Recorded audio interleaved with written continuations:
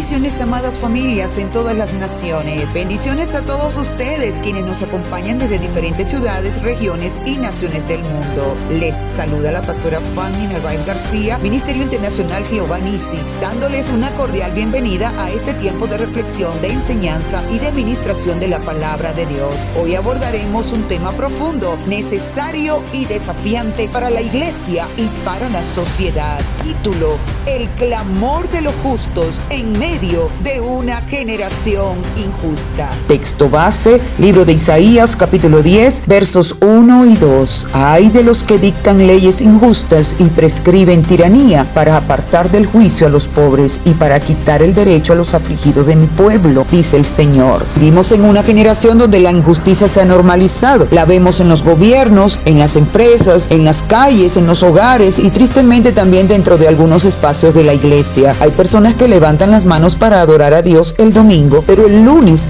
explotan a sus trabajadores. Hay quienes predican sobre la verdad, pero viven engañando. Hay quienes hablan de amor, pero practican la discriminación, la indiferencia y el abuso. Dios sigue preguntando hoy, ¿dónde está la justicia que refleja a mi corazón? ¿Qué es la injusticia? La injusticia es toda acción, actitud o sistema que viola la verdad, la equidad y la rectitud y el amor que Dios estableció. No se trata solamente de cometer delitos, también es injusticia retener un salario, aprovecharse de la necesidad de otro, mentir para obtener beneficios, manipular, difamar, tratar a las personas con favoritismo, negar derechos legítimos, juzgar con doble medida, utilizar posiciones de autoridad para beneficio propio. La injusticia nace cuando el hombre pone sus intereses por encima de la voluntad de Dios. Hay un contexto histórico bíblico en el texto de la palabra de Dios que hemos tomado. Los profetas del Antiguo Testamento levantaron constantemente su voz contra la injusticia. El pueblo seguía ofreciendo sacrificios, celebrando fiestas religiosas y asistiendo al templo, pero al mismo tiempo oprimía a los pobres, explotaba a los trabajadores y corrompía los juicios. Por eso Dios les dijo por medio de los profetas que estaba cansado de una religión sin justicia. El problema nunca fue la adoración, el problema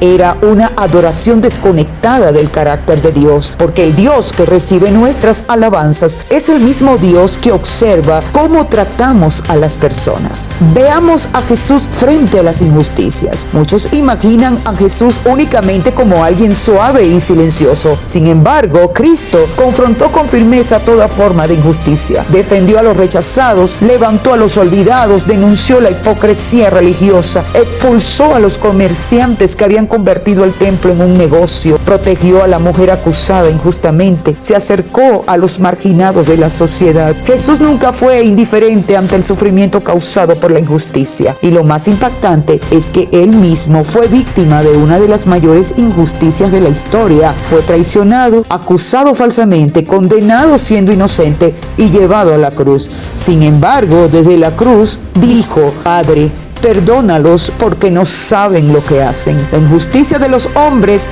no pudo detener el propósito de Dios. La injusticia en nuestros tiempos. Hoy vemos injusticias en todos los ámbitos, en los gobiernos cuando se administra el poder para beneficio personal y no para servir al pueblo, en las empresas cuando se explota al trabajador, cuando se pagan salarios injustos, cuando se incumplen las obligaciones laborales, cuando se evade la responsabilidad social, en los hogares cuando existe maltrato, cuando se abandona emocionalmente a la familia, cuando se favorece a unos hijos y se rechaza a otros, en la sociedad cuando se discrimina por condición económica, por origen, por cultura o por apariencia, y también dentro de la iglesia cuando existe favoritismo, cuando se honra más al que tiene dinero que al necesitado, cuando se manipula espiritualmente, cuando se utiliza el ministerio para engrandecimiento personal, cuando se hiere a otros con palabras que contradicen el evangelio. Veamos también cristianos injustos, una contradicción del reino, porque la palabra declara en Santiago capítulo 3 verso 10: de una misma boca proceden bendición y maldición. Hermanos míos, esto no debe ser así. No debemos cantar santo, santo, santo